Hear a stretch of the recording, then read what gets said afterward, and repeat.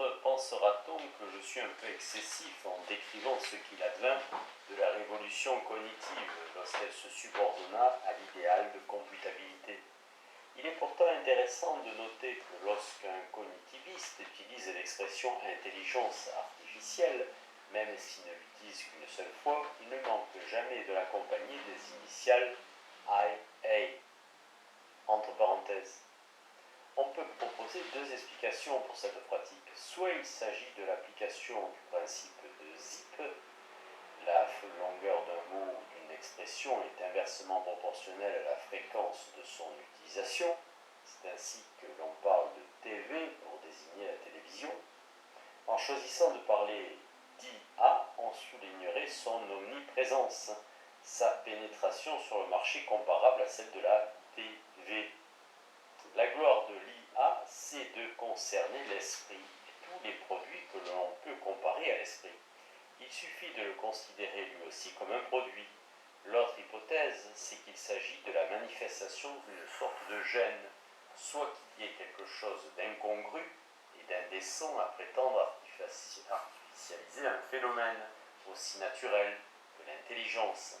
En Irlande, les mêmes initiales servent à voiler pudiquement l'insémination artificielle, soit que ces initiales permettent de réduire une expression qui, développée, paraîtrait comme une alliance de mots, un oxymoron, le caractère vivant de l'intelligence, juxtaposé à la platitude de l'artificiel.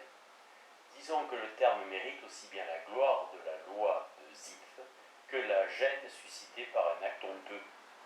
La science cognitive nous a sans aucun doute permis de mieux comprendre comment l'information se transmet et comment elle est traitée, mais on ne peut cacher qu'elle laisse inexpliquer, si elle ne les a pas obscurcis, des problèmes extrêmement vastes qu'elle s'était d'abord proposé d'élucider. Cela nous ramène au problème central: comment construire une science mentale qui permette de traiter de la signification et du processus par lequel, au sein d'une communauté, elle est créée et négociée. L'objectif est ainsi fixé, c'est au concept de culture, à son rôle constitutif que nous devons réfléchir. C'est probablement une évidence, mais elle était si flagrante que nous ne l'avons pas appréciée clairement dès le début. En outre, nous étions des psychologues pétris d'une tradition qui met au centre l'individu. Pourtant, les systèmes symboliques que les gens utilisent pour construire des significations sont déjà en place. Ils sont déjà là, profondément enracinés dans la culture et dans le langage. Ils constituent une boîte à outils commune bien particulière. Celui qui les utilise devient du même coup le reflet de la communauté. Notre démarche de psychologue a été de nous demander comment les individus acquièrent ces systèmes, comment ils se les approprient, un peu comme si nous nous étions demandé comment l'organisme en général acquiert l'adaptation fonctionnelle à l'environnement naturel.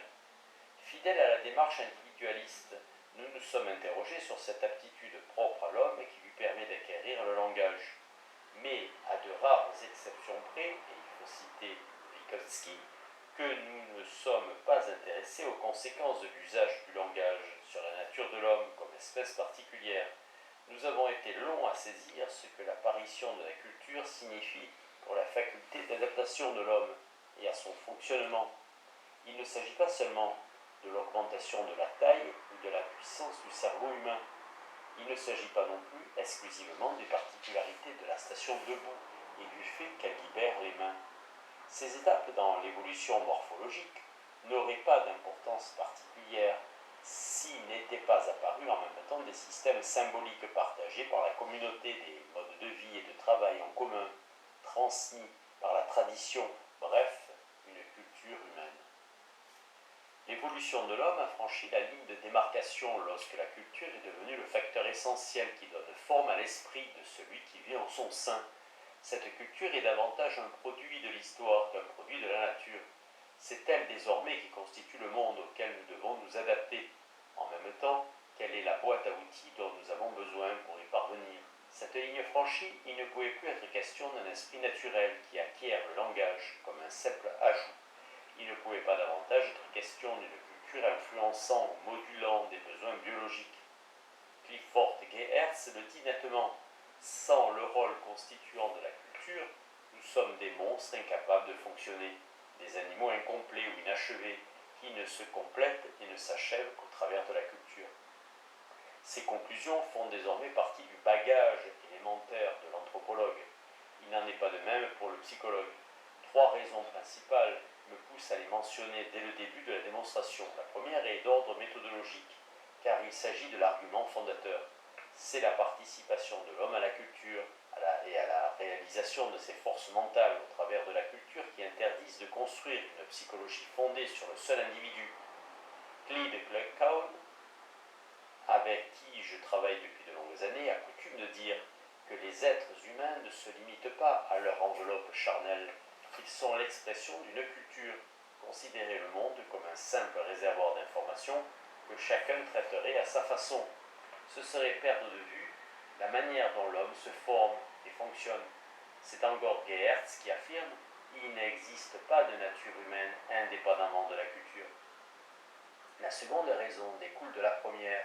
Elle n'est pas moins convaincante. Si la psychologie est à ce point immergée dans la culture, elle doit consacrer ses efforts au processus de fabrication et d'utilisation de la signification qui lie l'homme à la culture. Cela n'implique nullement que la psychologie soit condamnée à une plus grande subjectivité. Bien au contraire, du fait même qu'elle participe à la culture, la signification est publique et elle est partagée. La manière dont nous vivons, qui est culturellement adaptée, dépend entièrement de significations et de concepts qui nous sont communs, tout comme elle dépend des modes de discours que nous partageons et qui nous permettent de négocier les différences qui peuvent apparaître dans les significations et les interprétations. L'enfant ne s'introduit pas dans la vie de son groupe comme un ensemble particulier et autistique de processus primaires. Il participe d'emblée à un vaste processus public où se négocient publiquement les significations. Et ces significations ne sont pas à son avantage, aussi longtemps qu'il ne parvient pas à les faire partager par les autres. Les phénomènes apparemment les plus intimes, comme les petits secrets, une catégorie culturellement définie d'ailleurs, se révèlent, une fois dévoilés, publiquement interprétables et banals. Chacun connaît les méthodes standardisées qui permettent de s'excuser de sa particularité. Lorsque la signification que nous avons voulu donner à nos actes devient obscure, nous savons rendre cette signification publique et aider et relégitimer ce que nous sommes en train de faire. Si notre discours est ambigu et polysémique, nous sommes capables de négocier le sens que nous voulons lui donner dans le domaine public. En somme, nous vivons publiquement en utilisant des significations qui appartiennent au domaine public et selon des procédures de négociation et d'interprétation partagées par notre entourage. L'interprétation, aussi opaque qu'elle puisse devenir, doit demeurer accessible publiquement, faute de quoi la culture sombre dans le désordre et avec elle chacun de ses membres. La troisième et dernière raison pour laquelle la culture doit constituer le concept central de la psychologie réside dans la force de ce que j'appellerai la psychologie populaire. Elle sera au centre du second chapitre. Il s'agit en quelque sorte du récit culturel de ce qui met en mouvement l'être humain. Elle inclut une théorie de l'esprit, du sien propre, de celui des autres, mais aussi une théorie de la motivation.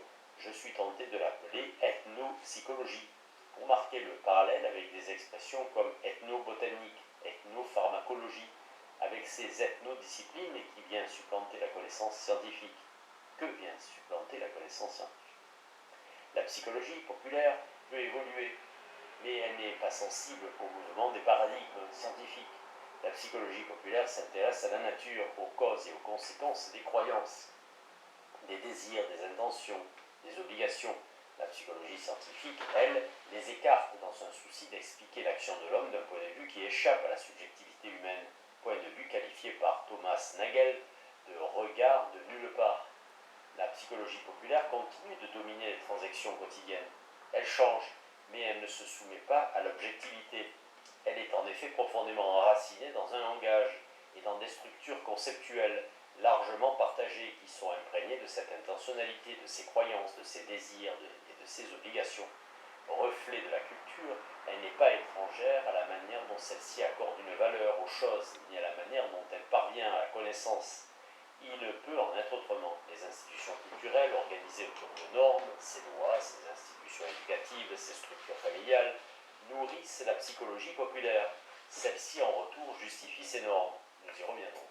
La psychologie populaire n'est pas donnée une fois pour toutes. Elle change en même temps que changent les réactions de la culture au monde et aux hommes. La manière dont les théories des grands penseurs comme Darwin, Marx ou Freud ont été progressivement assimilées et transformées par la psychologie populaire est très édifiante. Ainsi, il me semble clair qu'elle ne peut être distinguée de l'histoire culturelle. La fureur antimentaliste qui s'est déchaînée contre la psychologie populaire me paraît avoir manqué sa cible. Elle l'a rejetée pour se débarrasser des opérations mentales dans l'explication des comportements humains. Mais du même coup, elle en est venue à jeter par-dessus bord le phénomène même que la psychologie doit expliquer. Nous vivons avec nous-mêmes et avec les autres en faisant appel à des catégories empruntées à la psychologie populaire. C'est encore à travers elle que les gens s'estiment et se jugent mutuellement. Ils évaluent leur propre vie. Elle exerce un tel pouvoir sur le fonctionnement mental et sur notre vie quotidienne qu'elle crée les instruments grâce auxquels la culture façonne les êtres humains selon ses besoins. La psychologie scientifique est entraînée dans le même processus culturel et son attitude vis-à-vis de la psychologie populaire n'est pas sans effet sur la culture dans laquelle elle évolue. C'est ce que nous allons voir maintenant. 2. Je passe un peu cavalièrement sur les raisons qui, la plupart du temps, ont poussé les comportementalistes à se tenir à l'écart d'une psychologie fondée sur la signification et orientée vers la culture. C'est leur prudence qui a permis à la révolution cognitive de s'écarter de certaines de ses préoccupations originelles. Cette prudence s'exerce à l'égard de deux problèmes fondateurs de la psychologie scientifique fondateur. Le premier concerne la limitation et l'aseptisation des états subjectifs, non pas tant comme données de la psychologie, car l'opérationnalisme nous permet de les accepter comme des réponses discriminatives, que comme des concepts explicatifs. En proposant un rôle médiateur à la signification et à la culture enracinée dans la psychologie populaire, je suis conscient de commettre un péché. J'élève la subjectivité au rang de concept explicatif.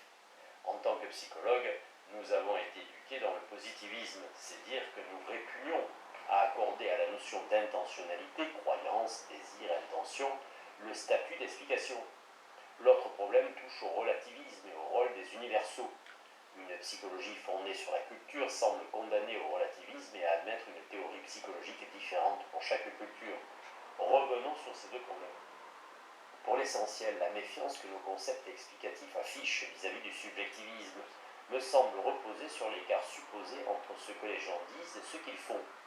Une psychologie sensible à la dimension culturelle, surtout si elle accorde un rôle essentiel à la psychologie populaire comme un facteur médiateur, s'appuie et doit s'appuyer non seulement sur ce que les gens font réellement, mais aussi sur ce qu'ils disent qu'ils font, et sur ce qu'ils disent des raisons qui les ont poussés à faire ce qu'ils ont fait.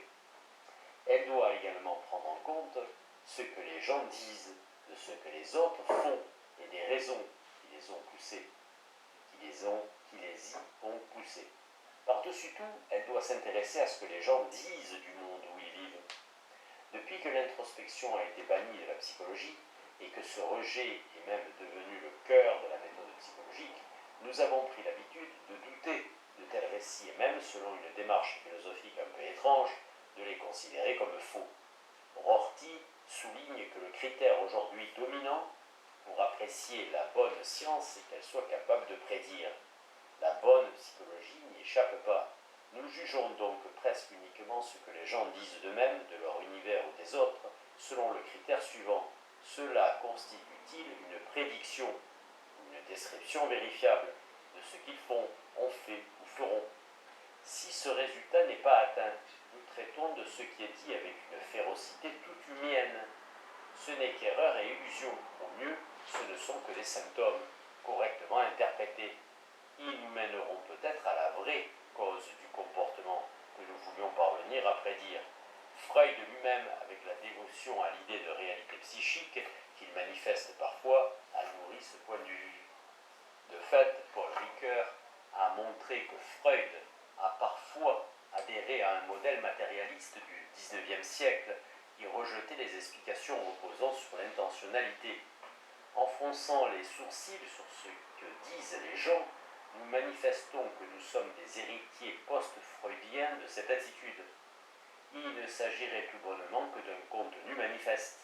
les vraies causes ne sauraient être accessibles à une conscience ordinaire.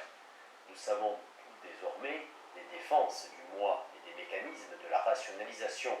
Il en va ici comme de la connaissance du self. Il s'agit d'un symptôme inséré dans l'interaction entre l'inhibition et l'anxiété. Dans l'hypothèse où l'on pourrait connaître le fond de cette formation, on n'y parviendrait qu'au prix d'une fouille archéologique menée avec les outils de la psychanalyse. En termes plus modernes, et c'est ainsi que Lee Ross et Richard Nisbett procèdent dans leurs études très minutieuses, il semble clair que les gens ne sauraient décrire correctement ni les bases de leur choix, ni le biais par lequel ils procèdent à leur répartition. En veut-on une preuve plus définitive encore? Nous la trouverons dans les travaux de Amos Tversky et Daniel Kahneman, qui citent en référence l'ouvrage précurseur bien connu de Brunner, Goodnow et Austin. L'affirmation selon laquelle ce que les gens disent n'est pas nécessairement ce qu'ils font a subi une étrange distorsion. Elle implique que ce que les gens font est plus important que ce qu'ils disent, que c'est plus vrai ou que ce qu'ils disent n'a d'intérêt que dans ce que cela peut révéler sur ce qu'ils font. Tout se passe comme si le psychologue se lavait les mains des processus mentaux et de leur organisation, comme s'il voulait signaler que le fait de dire n'a après tout de rapport qu'avec ce que l'on pense, ressent, croit ou vit. N'est-il pas curieux qu'il existe aussi peu d'études qui se proposent d'aller au sens inverse? En quoi ce que l'on fait révèle-t-il de ce que l'on pense et ce que l'on sent ou croit? Et pourtant, notre psychologie populaire est extrêmement riche en catégories comme l'hypocrisie ou l'insécurité. Cette insistance unilatérale de la psychologie scientifique est d'autant plus curieuse qu'elle va à l'encontre de la manière dont nous traitons quotidiennement des relations entre dire et faire. Ainsi, lorsque quelqu'un nous offense, notre première réaction est de nous demander si ce qu'il a fait correspond bien à ce qu'il avait l'intention de faire, de nous interroger sur son état mental, révélé par ce qu'il a dit. Cela concordait-il peu ou prou avec ses actes, révélés par ce qu'il a fait? S'il affirme qu'il n'avait pas l'intention de le faire, nous lui pardonnons volontiers. Et s'il confirme qu'il n'en avait bien l'intention, nous cherchons à raisonner ensemble, c'est-à-dire à parler de ce comportement avec lui. Il peut arriver qu'il nous dise la répugnance qu'il éprouve pour ses agissements et qu'il se donne une excuse, une manière verbale d'expliquer non, et donc de légitimer son acte, et donc de s'épargner notre blâme. Et si quelqu'un se comporte ainsi couramment, on cherche à le convaincre de consulter un psychiatre qui, par le truchement de la parole, essaiera de lui faire abandonner ce comportement.